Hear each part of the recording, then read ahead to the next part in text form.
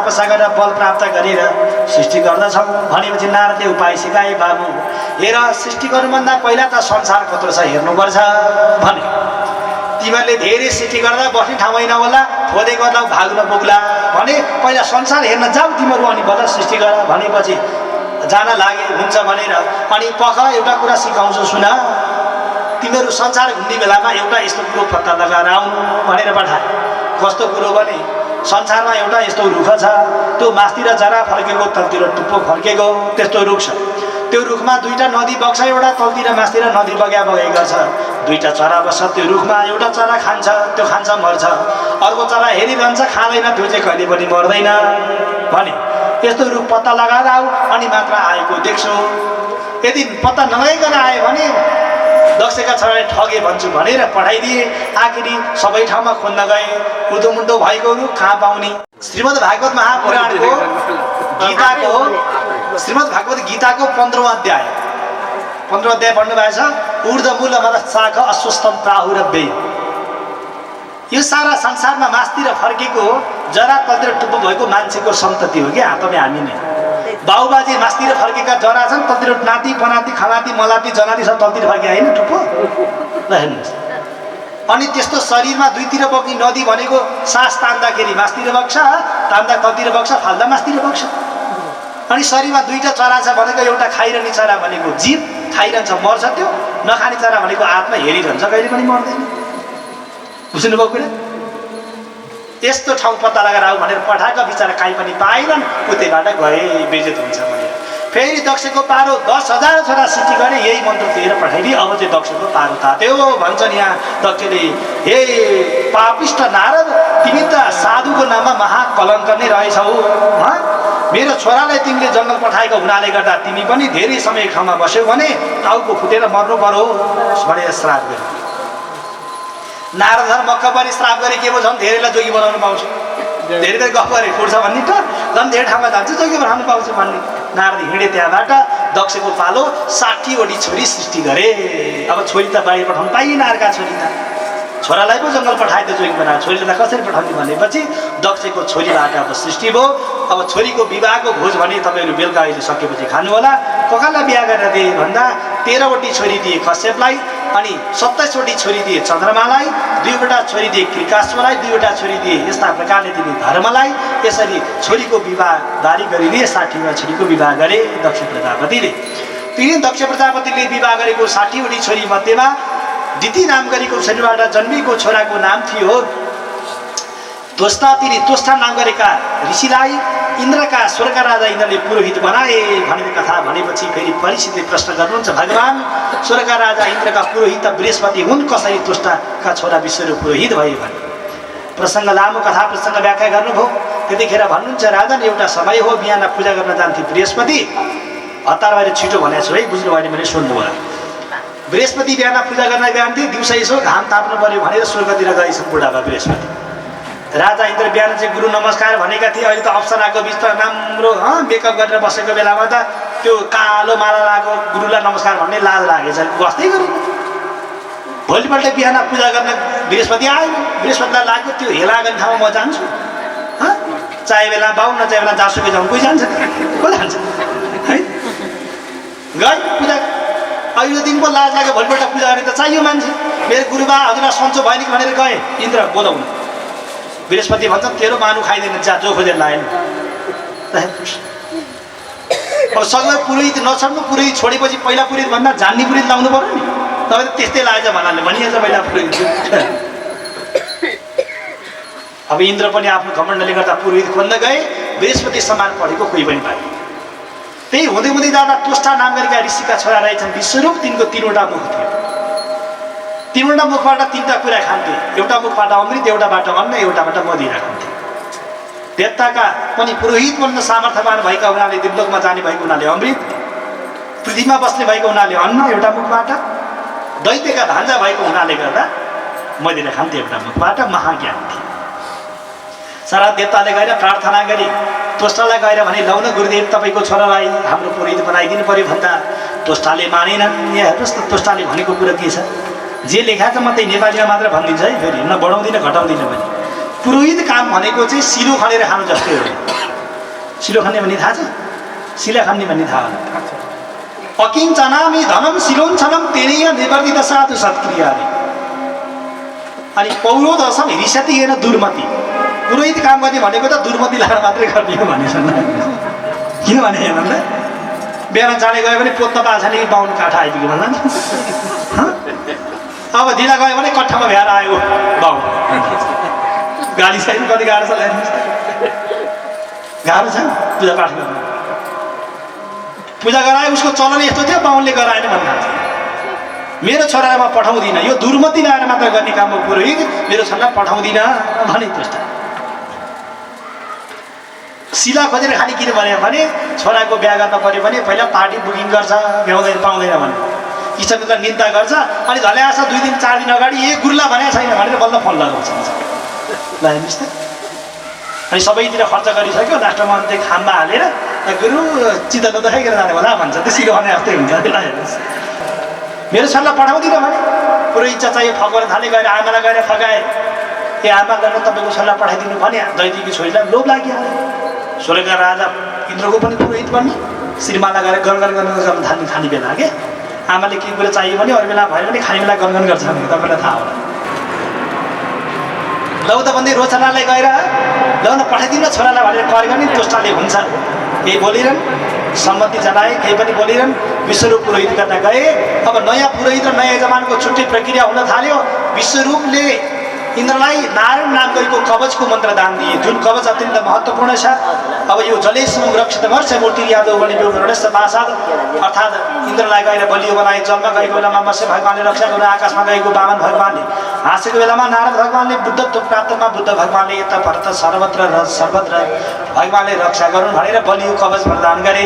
त्यसकारण तपाईँहरूलाई पनि भूतप्रेत लाग्छ, डर लाग्छ, मान्छे तर्सिनी गर्नुहुन्छ स्वप्नमा भने यो नारायण नाम गरेको कवच डेली पढ्नु होला। तपाईँलाई तर्सनी हुने केही पनि हुँदैन। घरमा पैसा खर्च हुने, घरमा बिरामी भइरहने कसले छोड्दैन भने यो नारायण कवच पढ्नुपर्छ। त्यसले धेरै ठुलो काम गर्छ। अब चाहिन्छ भने छुट्टै किताब पनि किन्न पाइन्छ, भागवत पनि पाइन्छ। अहिले हामीले पाठ पनि रेकर्ड गरेका छौँ, सुन्दा पनि धेरै कल्याण प्राप्त हुन्छ नारायण कवच। यस्तो कवच प्राप्त गरे समय बढ्दै बढ्दै गयो। एक दिन यस्ता प्रकारबाट एक दिन स्वर्गमा आफ्नो तलब लिएको तलब आमालाई पुर्याउन भनेर गए। आफ्नो घरमा आमाले सोध्नुभयो मेरो बाबु ठिक छ त बाबा भन्दा आमा ठिक छ। राजा इन्द्रले पनि गोडामा ढोक्छन्, दिल्ली आयो। ओहो कति राम्रो। आमाले भने मेरो बाबु तिमी स्वर्गमा भावेला डाडु पनि हातमा भावेला, यसो मामालाई पनि के दिने कि भने मामा दैदिन। लौ त भन्दै आमाको वचन टार्न सकेन। स्वर्गमा आएपछि इन्द्र आए स्वाहा भनेर चर्को स्वरले भन्थे, बिस्तारी दैत्य आए स्वाहा भनेर हवन दिन थाले दैत्यलाई। त्यसो हुँदा कल्पवृक्षहरू स्वर्ग अमृतहरू सबै सुक्दै सुक्दै गए। अब देवताहरू झन् ख्याउटे माउटे हुँदै हुँदै गए। आपत परे राजा इन्द्रले पनि विचार गरे नराम्रो काम कहीँ पनि भएको छैन, कतै गुरुबाटै हो कि भनेर शङ्का मान्न। गुरुमा शङ्का नगर्नु, बाउ आमामा शङ्का नगर्नु, कहिल्यै पनि ज्ञा हो त्यसो नभन्नु। तर शङ्का गर्ने नहुने ठाउँ गुरुमा पनि गएर यसो पूजाको ठाउँमा लुकेर गएर यसो कान थापेर सुनेको त गुरुले त त्यसलाई हवन गर्दैछ। भोलिपल्ट बिहान गुरु सूर्यलाई अर्घ दिने बेलामा गएर राजा इन्द्रले वंशहरू प्रहार गरे। 2वटा मुख चट्टै छिन्यो, एउटा मुख गुरुको छिरे। त्यहीबाट एउटा वंशहरू बोकेको तक्षक आउँदै थियो। बाबु ज्याला दिएर त मार्दिन भनेर उनलाई लगाए अनि उनले मारिदियो।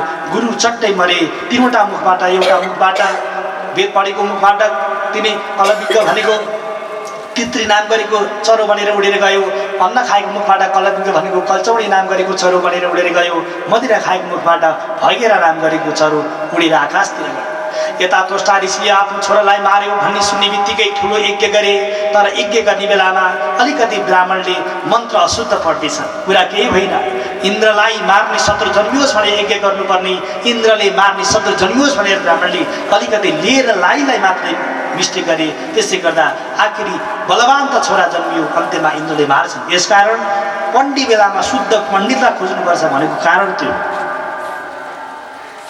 यजमानले राम्रो भक्तिले गरे भने, पण्डितले अशुद्ध पढ्यो भने त्यो यज्ञ पुरा हुँदैन। यसकारण यजमानले शुद्ध गर्नुपर्छ, श्रद्धा गर्नुपर्छ, पण्डितले पनि शुद्ध पढ्नुपर्छ। अशुद्ध पढियो भने त्यो यज्ञ भ्रष्ट हुन्छ, त्यसले उल्टो बेफाइदा पुर्याउँछ। औषधि टाइम मात्रा मिलाएर खाएदेखि राम्रो फाइदा गर्छ, नभए उल्टो रूप पनि निकाल्छ। वृतासुर अत्यन्त बलवान भएर अगाडि युद्ध गर्न गयो। राजा इन्द्रको सबै हात्तीलाई निलिदिए वृतासुरले।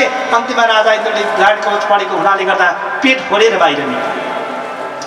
अब जित्न नसक्ने भएपछि नेपालमा दैलेख नामको जिल्लामा एउटा दलदिसी नामक ऋषि बस्दै उनको हाड मागेर ल्याएपछि मर्छ भन्ने खबर प्राप्त गरेपछि आएर हाड मागेर लिएर गए, हतियार बनाएर मागेर लिएर गए। त्यो हतियार हान्न मात्र लागेका थिए, चट्टै भुइँमा खस्यो हतियार। अब युद्धको नियम के हो भने कि त अर्को हतियार ल्याउनुपर्छ, त्यो हतियार टिप्नु हुँदैन। राजा इन्द्र घोषले मुन्टो लाएर बसे, अब अर्को हतियार पनि छैन। अर्को ऋषि छँदै छैनन्, दधिची कहाँ खुन्न जाने, नमारी पनि भएको छैन। यसो घोसे मुन्टो लगाएपछि अब वृतासुरले त्यहाँबाट भन्छ, हे इन्द्रे मार मार, मलाई मारिहाल, तेरो देवता कति हतारिएका छन् रे भने। जसरी गाई दुहुने बेलामा बाछोलाई छोडिन्छ, पहिला दुध पगारेपछि किलोमा बाँधिन्छ, अनि दुध धोइसकेपछि त्यो बाछो फुक्दा बाछो जति हतारिन्छ त्यो देवता त्यतिले हतारिया छन्, मलाई मारिहाल। किन? पहिला अमृत खाएको टक छ नि त, बाछोलाई पनि पहिला दुध खाएको टक भएको हुनाले त्यो औँला भाजला जसरी हतारिन्छ, घुम्छ किला, मलाई मारिहाल।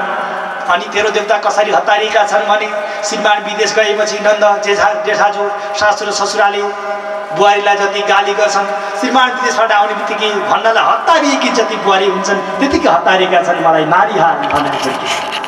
अनि अर्को कुरा, जसरी आमाको कुखमा काखमा बसेपछि बच्चा गोडा फिटी चलाउँछ, तेरो देवताहरू पनि यसरी हतारिएका छन्, मलाई मारिहाल, मलाई मारिहाल, अनि अमृत खुवाइहाल भनेर भन्यो। अब राजा इन्द्र लज्जित भए, तलबाट वज्र निकाले, प्रहार गरे, वृतासुर प्रणान्त भयो। अब राजा इन्द्रले पुनः स्वर्ग प्राप्ति गरे। यो प्रसङ्ग छ।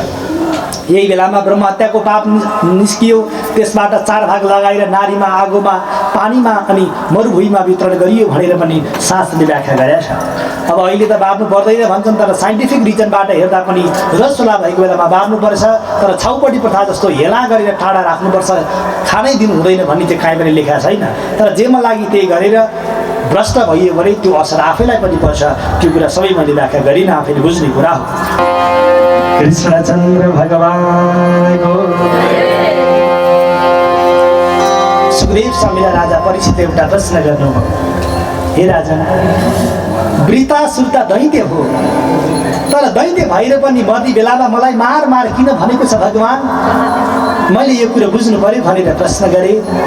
सुखदेव स्वामीले राजा परीक्षितलाई बताउनुहुन्छ, राजन, अघि कुनै समयमा एकजना चित्रकेतु नाम गरेका राजा थिए। ती चित्रकेतु नाम गरेका राजाका एउटा विवाह गरे, जेठी श्रीमतीको नाम थियो कृतदुती। विवाह गर्दा सन्तान भएनन्, माइली विवाह गरे, साइली गरे। यसरी विवाह गर्दा गर्दा ती राजाले 1000वटी विवाह गरे, तर पनि सन्तान भएन। एक दिन अंगिरा र नारद नामका मुनि आउँदै थिए। राजाले गुनासो गरे, भगवान सबै कुरा राम्रो छ, तर सन्तान नभएको हुनाले मलाई मेरो घर मसान घाट समानको छ राजन भनेर रोएपछि नारद र अंगिराले भने, सन्तान चाहिएको छ भने यज्ञ गर भनेर सिकाए। नभन्दै राजाले हरिवंश महापुराण लगाए, यज्ञ गरे। यज्ञको साङ्गेको दिन हो। अग्नि भगवानले पायस लिएर बाहिर आइपुगे। लौ त राजन, तपाईँको श्रीमतीलाई बोलाउनुहोस् खाना भनेर बोलाए। त्यही बेलामा अब आज खाना पाउने दिन भन्दै, छोराको आमा बन्ने दिन भन्दै, जेठी भन्दा माइली राम्रो, माइली भन्दा काइली, साइली अन्तरी जन्तरी, पानी मन्तरी, ऊ भन्दा ऊ राम्री बन्दै बन्दै राम्रो आएका थिए। अग्नि भगवानले सोध्नुभयो, राजन कसलाई पायस दिने भनेर यसो सोद्धा त। अनि मुसुक्क राजाले कान्छीतिर आँखा देखाएछन्। अनि अग्निले सोधे, यी कुन चाहिँ नम्बरकी भन्दा राजाले भने कान्छी। बिचारी जेठी कृतदुती टाढा बसेकी थिइन्, विचार गरेकी थिइन्, म पहिले हेला गरेकी जेठी मैले खाना पाउने होइन, किन जानु भन्दै टाढा बसेकी थिइन्। अन्तिममा अग्नि भगवानले भने, जतिवटी श्रीमती ल्याए पनि धर्मपत्नी जेठी नै हुन्छ महाराज, जेठीलाई बोलाउनुहोस् भनेपछि बिचारी कृतदुती खुसी हुँदै हुँदै आइन्, टक्क पायस थापिन्, खाइन्, आखिरी छोरा नै जन्मियो। अब त हेला गरेका राजा माया गर्न थाले, राम्रो साडी राम्रो खानेकुरा पनि त्यही रानीलाई दिन थाले। समय बढ्दै बढ्दै गयो। अब अरू 900-1900 रानीहरूलाई चिन्ता पर्यो, विचार गरे, हेर यो छोरा जन्मेपछि राजाले एउटा साडी पनि फेर्देका छैनन्, केही पनि दिएका छैनन्। यसकारण यो हाम्रो मोटुको किलो भनेको यही एउटा छोराको यही सन्तान हो। यसकारण यो सन्तान प्राणान्त नभएसम्म हामीलाई सुख प्राप्त हुँदैन भन्दै ती अरू रानीहरूले अब विचार गर्न थाले। त्यही बेलामा अरू रानीहरूले योजना बनाए, अब यो छोरालाई जसरी हुन्छ मार्नुपर्छ। कृतदूती बाहिर धन्दा गर्न गएको बेलामा कोक्रामा सुताइराखेको थियो त्यो सानो बच्चालाई अनि आफ्नो स्तनमा विष दलेर बच्चालाई विष पान गराए। जब बच्चाले आफ्नी आमा भनेर विष पान गर्यो बच्चा छातीमै प्राणान्त भयो। एकछिनपछि धन्दा सकेर कृतदूती घरमा फर्किनुभयो। अरू बेलामा हेर्दा त मा भन्दै रोइरहन्थ्यो बच्चा। आज किन सुतेन किन उठेन भन्दै हतारिँदै गएर कोक्रामा हेरिन्। आफ्नो छोराको त्यो अवस्था देखेपछि हे प्राण प्यारा हे पुत्र भन्दै कृतदूतीले आफ्नो मरेको छोरालाई काखमा राखेर हल्लाउन थालिन्। कहिले छोरा जुरुक्क उठ्छ भन्दै कृतदूतीले चिसो पानीले छ्याप्थिन्। कहिले मेरो लाला उठ्न बाबा भन्दै त्यो बच्चालाई गोडा टेकाउन थाल्थिन्। यस्तो प्रकारबाट अनेक प्रकारको प्रसङ्ग भयो। त्यही बेलामा राजा पनि बाहिरबाट आइपुग्नु भयो। राजाले छोराको त्यो दृश्य देख्ने बित्तिकै राजा भक्काएर छोडी रुन लाग्नुभयो। हे पुत्र भन्दै राजा र रानी धेरै बेरसम्म रोए। मरेको छोरालाई कहिले उठ बाबु उठ, तिमी नभए यो खेलौना कसले खेल्छ मेरो लाला, वन जङ्गलबाट तिमीलाई मिठो फल ल्याएको छु मेरो बाबु उठ बाबा उठ भन्दै राजाले बडो प्रेमपूर्वक रुँदै मरेको छोरालाई उठाउन थाल्नुभयो। तर प्राणान्त भइसकेको छोरा उठ्ने कुरा भएन। राजा र रानी साह्रै रुनुभयो। अरू रानीहोरी पनि रोही जस्तो गर्दै वरिपरि गएर बस्न थाले। त्यही बेलामा नारद ऋषि र अङ्गिरा त्यही बाटो आउनुभयो। अनि ऋषिले सम्झाउनुहुन्छ राजन मरेको छोरा केही गरे पनि उठ्दैनन् नरुनुहोस् भन्दा राजा र रानी भन्छन् भगवान् बरु हामी आफै मरौँ तर यो बच्चालाई उठाइदिनुहोस् भन्दै अला विलाप गरेर रुन थाले। नारद ऋषिले र अङ्गिराले बहुत सम्झाउँदा पनि राजा र रानीको मन मानेन। कृतदूती छाती पिटेर हे पुत्र बाबा एकचोटि आमा भन अनि बरु जाने भए पनि जाऊ, एकचोटि आमा भनेको म सुन्न चाहन्छु मेरो लाला भन्दै मरेको छोरालाई छातीमा टाँसेर रुन कराउन थालिन्। त्यति राम्रो सुताएको छोरा प्राणान्त हुँदा आमाको मन साह्रै रोयो। समय बढ्दै गयो। नारद ऋषि र अङ्गिराले राजा र रानी धेरै रोएको सुनेर त्यही बेलामा आफ्नो कमण्डलुबाट जल छर्किएर बच्चामा छर्काइदिनु भयो। बच्चा जुरुक्क उठेर मेरो मा भन्दै आमाको छातीमा टाँसिन पुग्यो। आमा साह्रै खुसी हुनुभयो। आँसुका धारा बगे। मेरो पुत्र ऐ तिमी कहाँ गएका थियो मलाई छाडेर भन्दै छातीमा टाँस्नुभयो। राजा पनि साह्रै खुसी भए। मरेको छोरा बिउतिएको देखेर एकछिनपछि भएपछि सानो बच्चाले भन्यो मा हे बाबा मेरो तपाईँ आमा पनि होइन मेरो तपाईँ बाबा पनि होइन। हिजो पूर्व जन्ममा म तपाईँको बाबु आमा थिएँ अनि मैले भनेको तपाईँले नमानेको कारणले गर्दा आज म तपाईँको छोरा भएर जन्मिएर आएको हुँ। संसारमा कसैको आमा छैनन् बाबु छैनन्। मलाई सम्झेर नरु